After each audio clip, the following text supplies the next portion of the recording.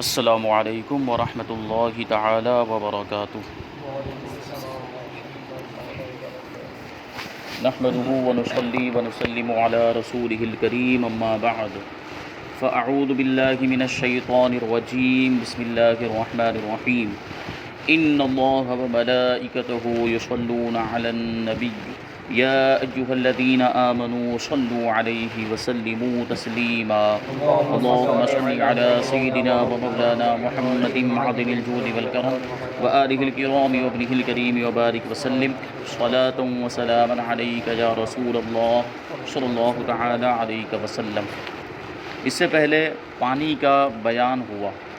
پانی کی اقسام بتائی گئی استعمال کے اعتبار سے، پھر دوسرے دیگر مسائل اور دوسرے احکام بیان کیے گئے۔ اب یہاں سے جھوٹے پانی کا بیان۔ جھوٹا پانی کا مطلب یہ ہے کہ جس میں کسی جانور یا کسی انسان نے منہ ڈال دیا ہو، جیسے ہم پانی گلاس میں پیتے ہیں اور اس میں اگر کچھ بچا ہوا رہ جائے تو اس کو جھوٹا پانی کہا جاتا ہے، ٹھیک ہے۔ تو ہمارے یہاں تو اس چیز کو اتنا زیادہ اس پر توجہ نہیں دی جاتی، اگر کسی کا جھوٹا پانی ہے تو پی لیا جاتا ہے، کوئی اس میں وہ گھن محسوس نہیں کرتے، لیکن یو پی بہار وغیرہ میں کسی کا جھوٹا پانی جلدی کوئی پینے کے لیے تیار نہیں ہوتا۔ اگر کسی نے منہ لگا کر پیا ہے برتن سے اور اسی میں بچا ہوا پانی ہے تو دوسرا شخص اس کو پیتا نہیں ہے، بلکہ اس کو یا تو پھینک دیتے ہیں یا کسی دوسرے ایسے پانی میں ڈال دیتے ہیں جو برتن دھونے وغیرہ کے کام میں آتا ہے۔ تو یہ چیز ہوتی ہے، تو اسی کے بارے میں بیان کرتے ہیں کہ کون سا جانور پانی کے اندر منہ ڈال دے تو پانی پینے کے قابل رہے گا یا پینے کے قابل نہیں رہے گا، یہ سارے احکام۔ اور اگر کسی انسان نے پانی کے اندر منہ ڈال دیا ہے یا انسان کا بچا ہوا پانی ہے، پینے کے بعد بچا ہوا ہے، تو اس کا کیا حکم ہوگا۔ اسی کو کہتے ہیں کہ کسی پانی کو انسان یا کسی جانور نے جھوٹا کر دیا ہو تو اس کا کیا حکم ہے۔ تو اس کا جواب یہ ہے کہ اگر مائع قلیل میں سے کسی انسان یا جانور نے پی لیا ہو تو اس کی 4 قسمیں ہیں۔ مائع قلیل یعنی وہ پانی جو دہ دردہ سے کم ہو، ٹھیک ہے، یہ بار بار یہ لفظ آئے گا، مائع قلیل اور مائع کثیر۔ جہاں بھی مائع قلیل بولا جائے تو اس سے مراد کیا ہے، جو دہ دردہ سے کم، اور مائع کثیر کا مطلب کیا، جو دہ دردہ ہو یا دہ دردہ سے زیادہ ہو۔ تو مائع قلیل سے اگر کسی انسان یا جانور نے پی لیا ہو تو اس کی 4 قسمیں ہیں۔ نمبر 1 طاہر مطہر، پاک بھی ہے اور پاک کرنے والا بھی ہے۔ یہ وہ پانی ہے جس میں سے انسان یا گھوڑے یا کسی حلال جانور نے پی لیا ہو، کہ انسان کے پینے کی وجہ سے پانی ناپاک نہیں ہوتا، اسی طریقے سے گھوڑے کے پینے کی وجہ سے بھی، اور حلال جانور، کیونکہ حلال جانور کے بارے میں پہلے ہی بتا دیا گیا کہ اس کے لعاب کا، اس کے تھوک کا وہی حکم ہے جو اس کے گوشت کا حکم ہے۔ تو حلال جانور کا گوشت پاک ہوتا ہے تبھی تو کھانا جائز ہوتا ہے، تو گوشت پاک ہے تو اس کا تھوک بھی پاک ہے، تو اگر وہ کسی پانی میں منہ ڈال دے تو اس کے منہ ڈال دینے کی وجہ سے وہ پانی ناپاک نہیں ہوگا۔ یہاں اصل میں جھوٹا جو ہے وہ کس بنیاد پر ہو رہا ہے، اس کے تھوک سے پانی متصل ہو جانے کی وجہ سے، اس کے، کیونکہ آدمی جب پیے گا، اور جانور تو جو کہ منہ ڈال کر ہی پیتے ہیں، تو اس کے تھوک کے کچھ نہ کچھ جو ذرے ہوں گے وہ پانی میں شامل ہو جائیں گے۔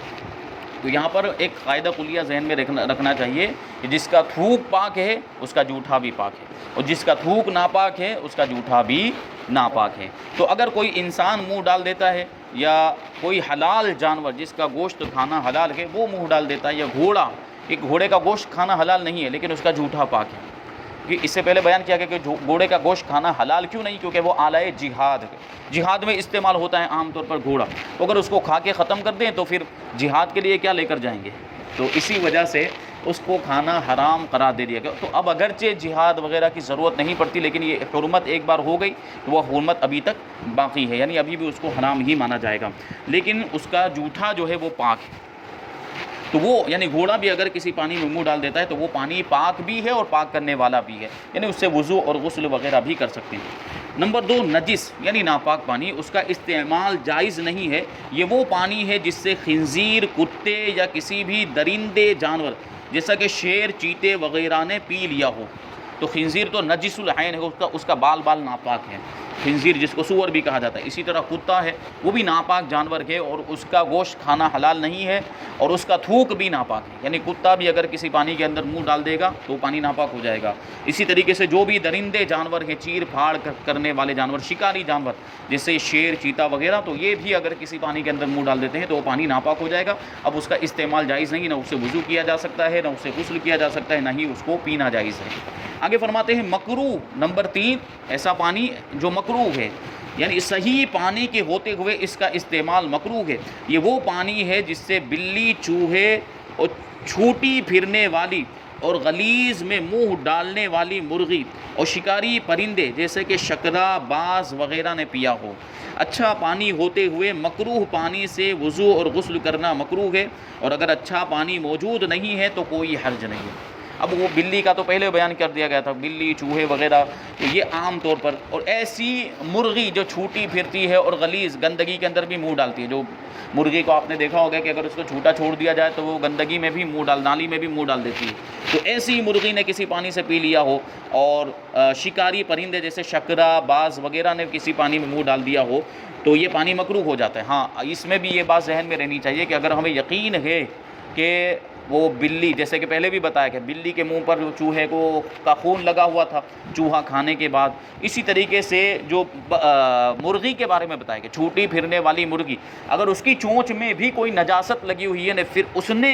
جو ہے کہ پانی کے اندر منہ ڈال دیا تو وہ پانی ناپاک ہو، وہ نجاست کی وجہ سے ناپاک ہوگا، جھوٹا ہونے کی وجہ سے ناپاک نہیں ہوگا۔ یہاں بات چل رہی ہے جھوٹے کی، اور یہ بھی اس وقت ہے جبکہ اس کی چونچ پر، مرغی کی چونچ پر یا بلی کا منہ ہے اس کے اوپر خون وغیرہ لگا ہوا نہ ہو، اور بلی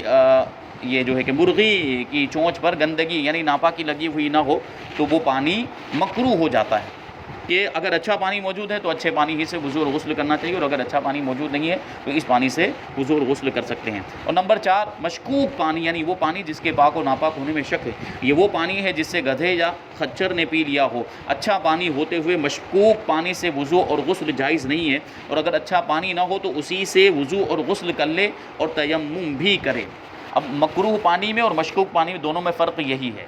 ٹھیک ہے۔ مکروہ پانی ہے تب بھی حکم یہی ہے کہ اچھا پانی ہوتے ہوئے مکروہ پانی کا استعمال نہیں کریں گے۔ مشکوک پانی ہے تو وہاں بھی یہی حکم ہے کہ اچھا پانی ہوتے ہوئے مشکوک پانی کا استعمال نہیں کریں گے، لیکن اگر اچھا پانی موجود نہیں ہے تو مکروہ پانی کا استعمال جائز ہے، اور اسی طریقے سے مشکوک پانی کا بھی استعمال جائز ہے جبکہ اچھا پانی موجود نہیں۔ لیکن دونوں میں فرق کیا ہے کہ وہاں مکروہ پانی میں تیمم کرنے کی ضرورت نہیں ہے جبکہ اچھا پانی موجود نہ ہو، اور مشکوک پانی کے اندر اگر اچھا پانی موجود نہیں ہے اور مشکوک پانی کا استعمال کر رہے ہیں تو تیمم کرنے کا بھی حکم ہے ساتھ میں۔ اور بہتر یہ ہے کہ وضو پہلے کر لے،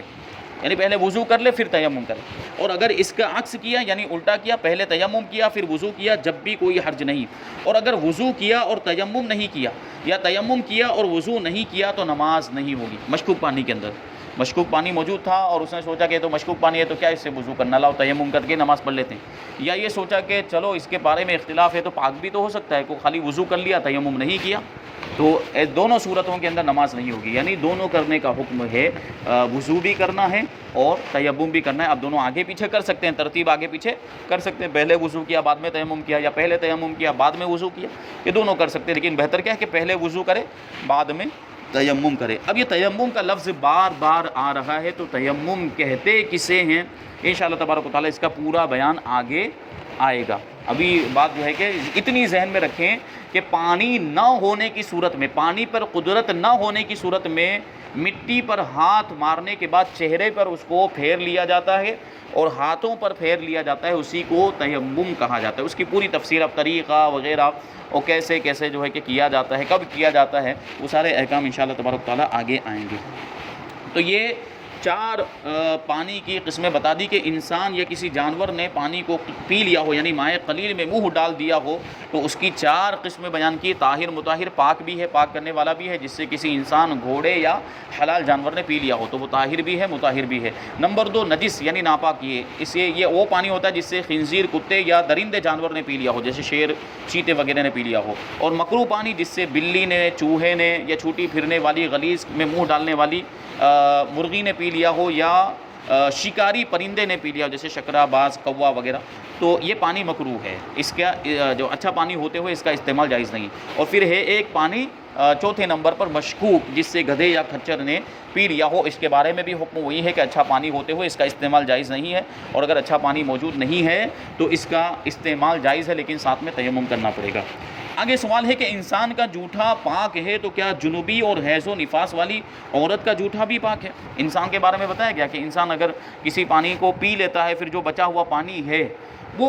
جو ہے کہ اس کا جوٹھا ہے لیکن وہ پاک رہتا ہے، تو کیا جنوبی آدمی یعنی جس پر غسل فرض ہے، ناپاک آدمی، یا حیض و نفاس والی عورت کہ وہ بھی ناپاک مانی جاتی ہے، تو وہ اگر کسی پانی کو پی لیتی ہے یعنی وہ اس کا جو جوٹھا پانی ہے کیا وہ بھی پاک ہوگا؟ کیونکہ اوپر تو مطلق بتایا گیا کہ انسان کا جوٹھا یہ پاک ہے، تو بیان کرتے ہیں کہ انسان چاہے جنب ہو، انسان چاہے ناپاک ہو یا حیض و نفاس والی عورت ہو، اس کا جوٹھا پاک ہے، اس سے وضو اور غسل کرنا جائز ہے، مگر جنوبی نے بغیر کلی کیے ہوئے پانی پیا تو اس جھوٹے پانی سے وضو اور غسل ناجائز ہے کہ وہ مستعمل ہو گیا۔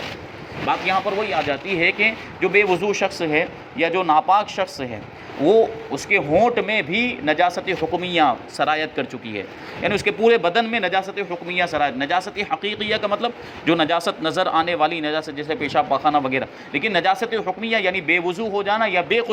غسل ہو جانا، ناپاک ہو جانا، تو یہ جو جنوبی شخص ہے وہ ناپاک ہے تو اس کے پورے بدن کے اندر نجاست حکمیہ موجود ہے، تو اب اگر وہ پانی کے اندر ہاتھ ڈال دیتا ہے تو پانی مستعمل ہو جائے گا۔ اسی طریقے سے اس نے اپنے ہونٹ کو دھوئے بغیر، اپنا منہ دھوئے بغیر گلاس سے پانی پی لیا تو اس کے ہونٹ پانی سے ٹچ ہو گئے، تو ایسی صورت میں وہ جھوٹا تو پاک ہے لیکن مستعمل ہو گیا، اور مائع مستعمل سے وضو اور غسل نہیں کیا جا سکتا۔ پھر آگے بیان کرتے ہیں کہ انسان ہی کے بارے میں بتایا گیا کہ انسان کا جھوٹا پاک ہے، تو کافر بھی تو انسان میں آتا ہے، تو اس کے بارے میں سوال پوچھتے ہیں کہ کیا کافر کا جھوٹا بھی پاک ہے؟ تو کہتے ہیں کہ ہاں، کافر کا جھوٹا بھی پاک ہے مگر اس سے بچنا چاہیے، جیسے تھوک ہے، ریٹ ہے، کھنکار ہے، کہ یہ سب چیزیں بھی پاک ہیں مگر ان سے آدمی گھن کرتا ہے، اور اس سے بہت بدتر کافر کے جھوٹے کو سمجھنا چاہیے۔ یہ جو ناک کی جو رطوبت ہوتی ہے یہ پاک ہے، ناپاک نہیں ہے۔ اسی طریقے سے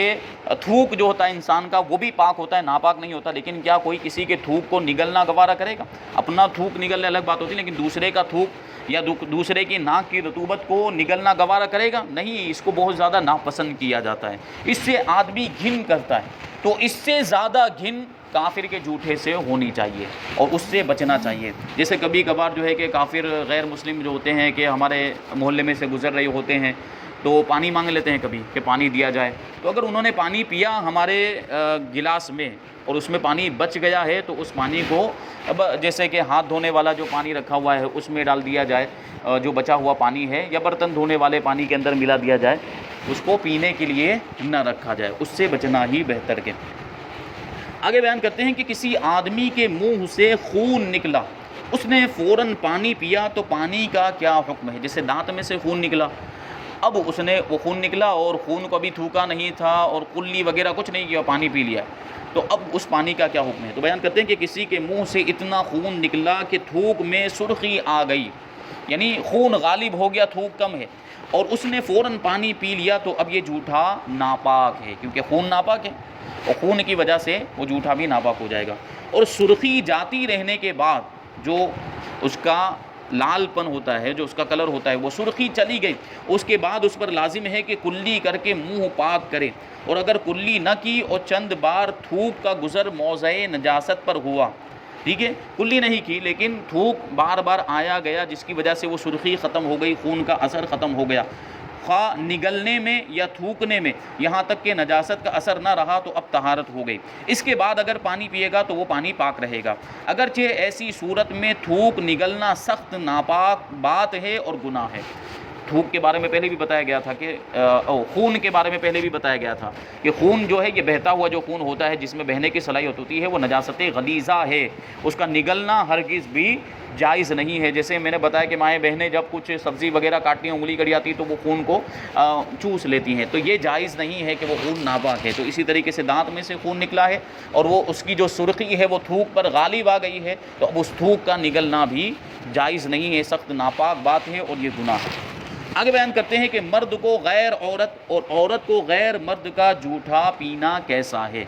ٹھیک ہے، اجنبی مرد ہے، عورت کے لیے کوئی اجنبی غیر محرم ہے تو اس کا جھوٹا پینا چاہیے کہ نہیں پینا چاہیے. اسی طریقے سے مرد ہے تو کسی اجنبی عورت کا جھوٹا بچا ہوا پانی پی سکتا ہے کہ نہیں پی سکتا. اس کے بارے میں بتاتے ہیں کہ مرد کو غیر عورت کا اور عورت کو غیر مرد کا جھوٹا اگر معلوم ہو کہ فلانی یا فلاں کا جھوٹا ہے، بطور لذت کھانا پینا مکروہ ہے، مگر اس کے کھانے اور پینے میں کوئی کراہت نہیں. کیا مطلب کہ اگر لذت کے طور پر پی رہے ہیں، یعنی اس طریقے سے جیسے کہ اس سے یوں سمجھے کہ لطف اندوز ہو رہا ہے، اس سے جیسے کسی اجنبیہ کا بچا ہوا پانی تھا اور اس کے ساتھ اس کے کوئی معاملات ہیں، اس کو پسند کرتا ہے اور اس کی وجہ سے وہ اس کے بچے ہوئے پانی کو لذت کے ساتھ پی رہا ہے، مزے لیتے ہوئے پی رہا ہے، لطف اندوز ہوتے ہوئے پی رہا ہے، تو پھر یہ مکروہ ہے. لیکن اس میں پانی کے اندر کوئی کراہت نہیں آئی ہے، کیونکہ انسان کا جھوٹا ہے تو انسان کا جھوٹا ویسے بھی پاک ہے. یعنی اس کا یہ عمل غلط ہے، یہ لذت کے طور پر پینا غلط ہے. اور اگر معلوم نہ ہو کہ کس کا ہے یا لذت کے طور پر کھایا پیا نہ گیا تو کوئی حرج نہیں، بلکہ بعض صورتوں میں تو بہتر ہے،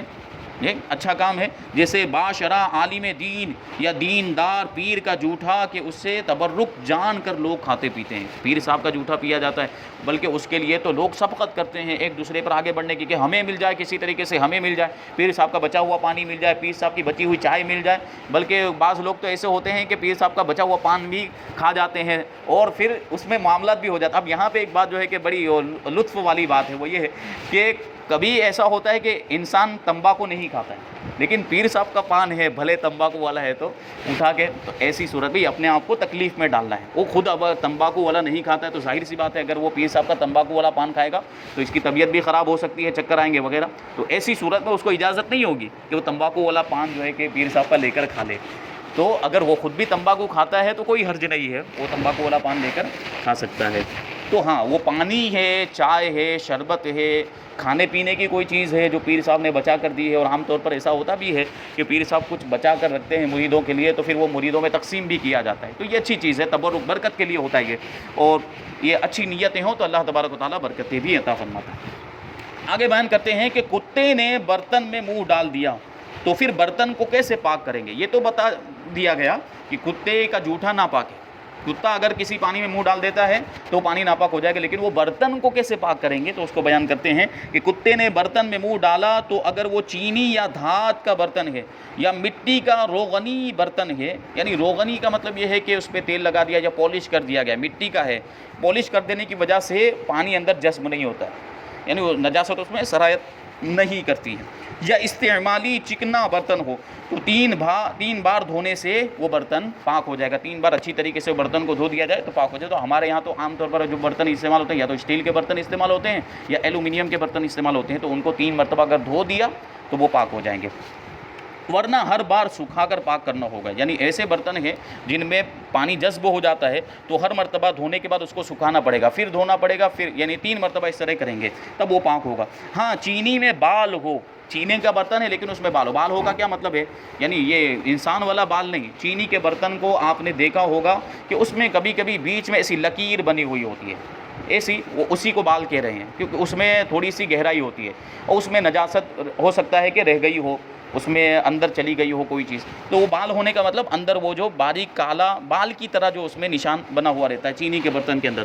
یا برتن کوئی دوسرا ہے اور اس میں درار ہو تو 3 بار سکھا کر پاک ہوگا، فقط دھونے سے پاک نہیں ہوگا، کیونکہ وہ درار جو ہے اس کے اندر وہ نجاست امکان ہے کہ اس میں اندر گھس گئی ہوگی. تو پھر اس کو پاک کرنے کا یہ طریقہ ہوگا کہ 1 مرتبہ دھویا جائے، پھر اس کو سکھایا جائے، پھر دوسری مرتبہ دھویا جائے، پھر سکھایا جائے، اور اس طرح جو ہے کہ 3 مرتبہ کریں تو وہ برتن پاک ہو جائے گا. کون سا برتن؟ جس سے کتے نے پی لیا ہو.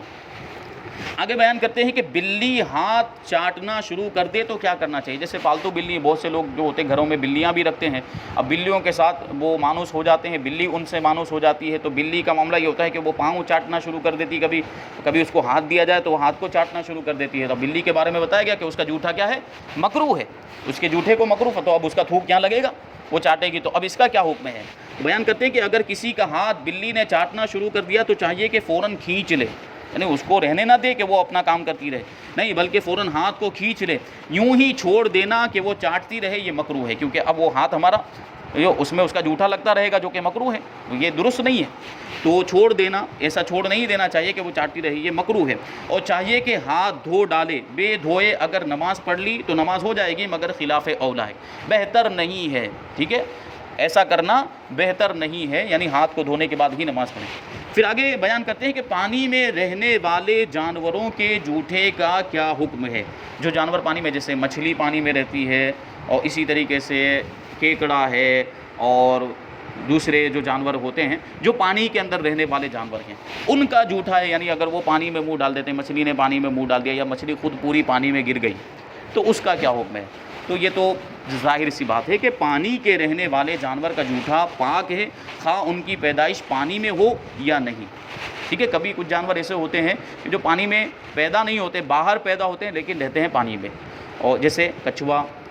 کا معاملہ یہ ہوتا ہے کہ وہ باہر پیدا ہوتا ہے، پانی میں تیرتا ہے مچھلیوں کی طرح، وہ اندر رہتا بھی ہے۔ اسی طریقے سے مچھلیاں جو پانی میں ہی پیدا ہوتی ہیں اور پانی کے اندر ہی رہتی ہیں، ان کا ٹھکانہ بھی پانی کے اندر ہوتا ہے۔ تو یہ جو جانور ہوتے ہیں کہ پانی کے جتنے بھی جانور کھاؤ، ان کا کھانا جائز ہو یا کھانا جائز نہ ہو، جیسے جو بھی مچھلی ہے، جو بھی مچھلی کی اقسام میں جتنی بھی مخلوقات ہیں پانی کی، وہ مچھلی کی قسم سے ہے تو اس کا کھانا جائز ہے، اور اگر کیڑے کی قسم سے ہے تو اس کا کھانا جائز ہے، جیسے کیکڑا ہے اور اس کے علاوہ دوسرے جو کیڑے ہوتے ہیں پانی کے اندر جو پائے جاتے ہیں، ان کا کھانا جائز نہیں ہے۔ لیکن یہ اگر پانی میں گر جاتے ہیں، یعنی دوسرے کسی پانی کے اندر گر جاتے ہیں، تو ان کی وجہ سے وہ پانی ناپاک نہیں ہوگا۔ آگے بیان کرتے ہیں کہ کن جانوروں کا پسینہ اور لعاب پاک ہے اور کن کا پسینہ اور لعاب ناپاک ہے۔ ابھی تک جو بات چل رہی تھی وہ جوٹھے کی بات چل رہی تھی، لیکن جوٹھے کا دار و مدار لعاب اور تھوک پر ہی ہے، کیونکہ جھوٹا ہو جاتا ہے کا مطلب یہ ہے کہ اس میں تھوک کے کچھ نہ کچھ ذرات آ جاتے ہیں، اسی وجہ سے ناپاک ہونے کا یا پاک ہونے کا جو دار و مدار ہے وہ اس کی تھوک کے اوپر ہوتا ہے۔ اگر تھوک پاک ہے تو جھوٹا بھی پاک ہے، اگر تھوک ناپاک ہے تو جھوٹا بھی ناپاک ہے۔ تو کن جانوروں کا پسینہ اور لعاب پاک ہے اور کن جانوروں کا پسینہ اور لعاب ناپاک ہے؟ تو فرماتے ہیں کہ جن کا جھوٹا ناپاک ہے ان کا پسینہ اور لعاب بھی ناپاک ہے، ٹھیک ہے، کیونکہ جو تھوک ہے اور جو پسینہ ہے اس کے بارے میں بیان کیا جاتا ہے کہ یہ گوشت سے ہی بنتے ہیں،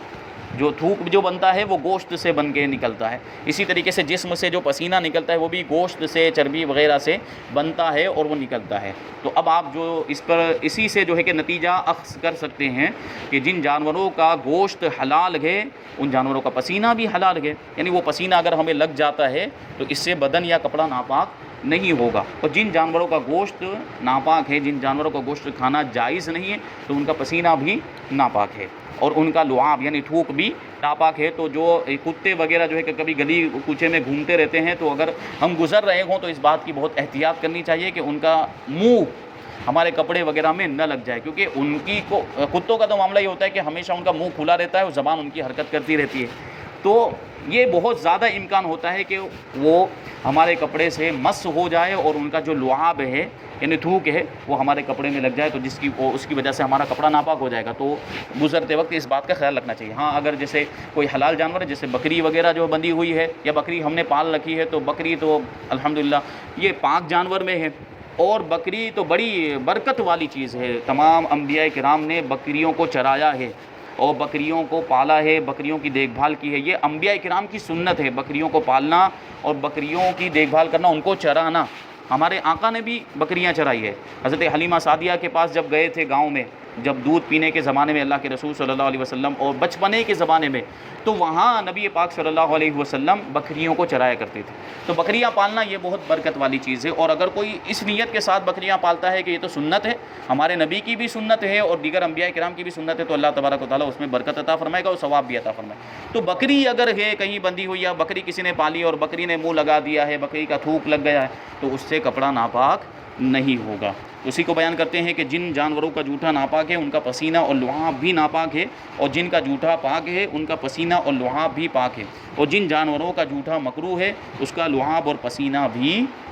مکروہ ہے۔ تو یہ کچھ مسائل جو ہے کہ جوٹھے کے بارے میں بیان کیے گئے۔ اب یہاں سے انشاءاللہ تبارک و تعالیٰ کنویں کا بیان ہوگا۔ اللہ تبارک و تعالیٰ ہمیں آپ کو ہم سب کو جو کچھ بھی بیان ہوا اس پر عمل کرنے کی توفیق عطا فرمائے۔ وما علینا الا البلاغ۔ السلام علیکم۔